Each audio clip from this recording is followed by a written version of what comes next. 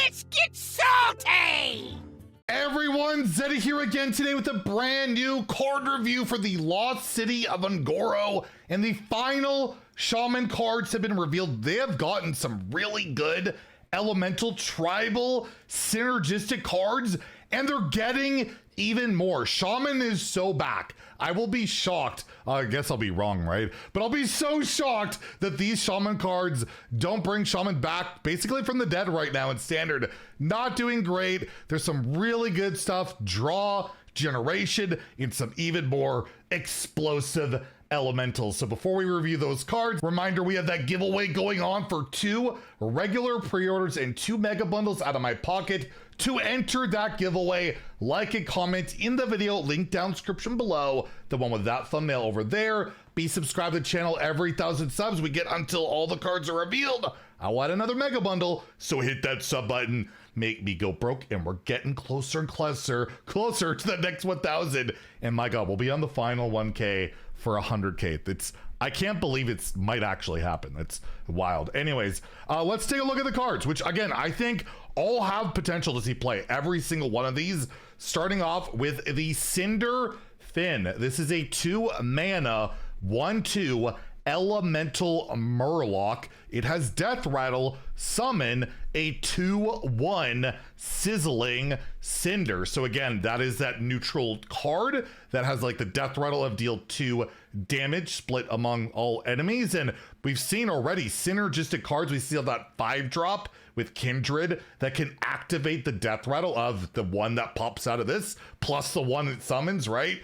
That's really good. And this gives you some stickiness on the board. Like a 1/2 is not amazing, but it spawns another 2/1. So you're getting 3/3 in stats overall. You're getting another 2 damage, like a minimum. Plus again, you've got the legendary, the 1/5 that you can just follow this up on. And hey, this does 2 damage instead. And the 2/1 can deal even more damage out of that, which is pretty darn nice. So a decent token. It's got the Elemental and Murloc tribe on it. So if you want to play it with the Shaman quest, you play 2 of these, that'll proc 2 different things on that quest, or just, you know, have your Kindred synergies, whether it's Murlocs, whether it's Elementals. There's a lot going on for this card. It's not amazing. It's not like gonna win games on its own, but it's a nice little card that I could see slotting into, yeah, either a quest deck, a Sizzling Cinder deck, maybe that's both of them, or just some other like tokenish, like aggro-ish style of deck. It can absolutely be a good card.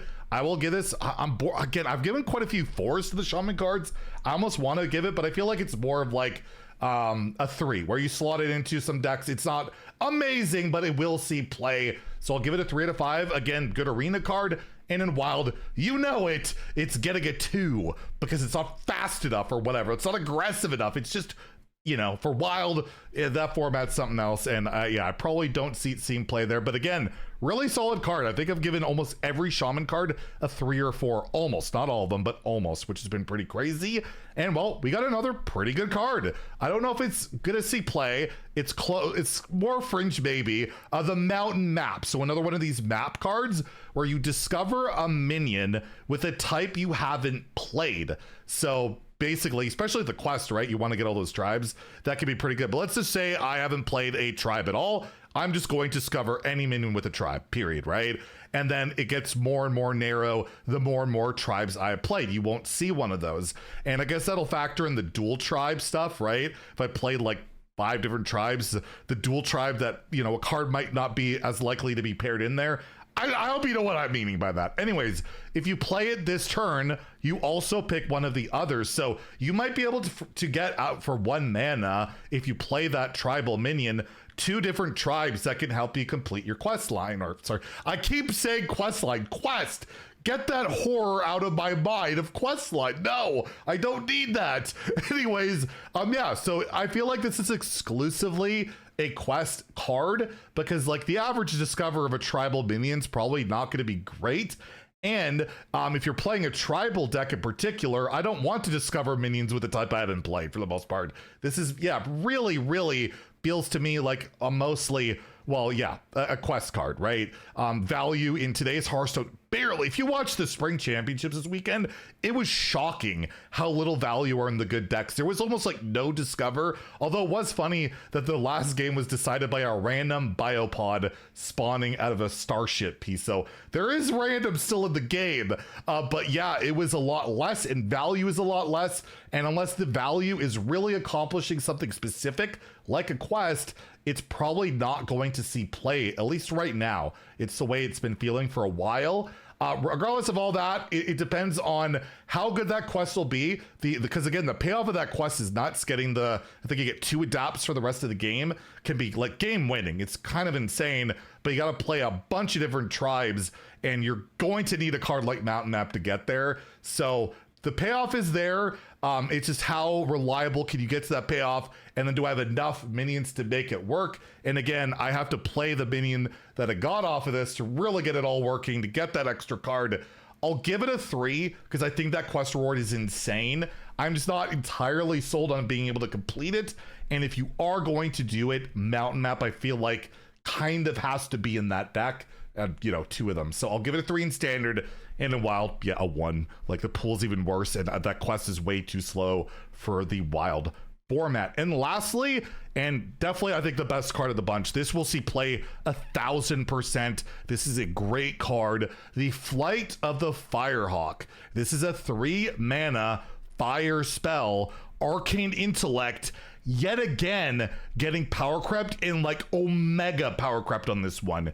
You draw 2 minions of different minion types. So that's drawing 2 specific cards tutored for 3 mana. Don't even have to worry about fatigue implications, but you do need those tribal minions in your deck. And you also give them +2/+2. You get a bonus, a buff on top of your 3 mana draw 2, because of course you do. Screw Arcane Intellect, right? So that's such a good card, right? Any deck that runs just a few tribes will probably play this. This could also be tutored by that other card that draws a fire spell that came out this set. So you got a tutor for your tutor, and this tutor can draw that tutor. It's a common trend to force archetypes to work in Hearthstone. It's why everything's so streamlined and consistent.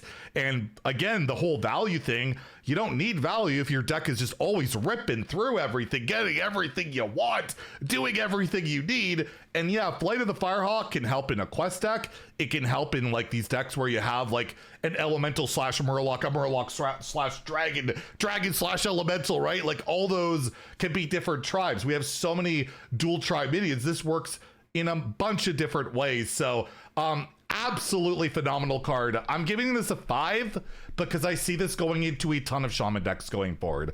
Again, tutor, buff, specific things. It's a fire spell itself, which makes it tutorable. There's so much going on for it. I guess the only downside of tutoring it is spell damage on it is a bit wasted, but I can't see not wanting to play this. And again, Shaman doesn't even have the best draw right now. They got that Emerald Bounty, I think it was called, 2 mana draw 2 played eventually. Yeah, it hasn't worked out. I thought it might, it hasn't worked out.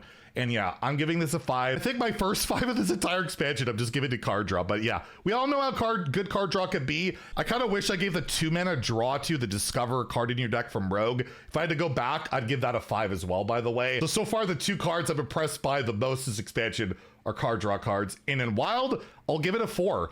I think Shutterwalk Shamans could play this. They run the Murlocs. They play other, tribal minions for sure. Zeph is an elemental, right? Grumble, elemental. You've got multiple tribes you could rip with this. And yeah, Reno decks like draw. They like specific draw. It's a 4 in Wild. This will definitely see play in Wild, mostly Shutterwalk decks, but maybe some other ones out there too. It's just such a good card. So there you go. Those are the Shaman cards. I believe there's only 1 reveal tomorrow. I could be wrong, but yeah, card reveal should be every day during the weekdays, and then they take the weekends off. They taking a weekend off. It's all right, but we won't. We'll have content. But yeah, stay tuned for that. If you enjoyed the video, please like and subscribe. Have a great day and stay salty, my friends.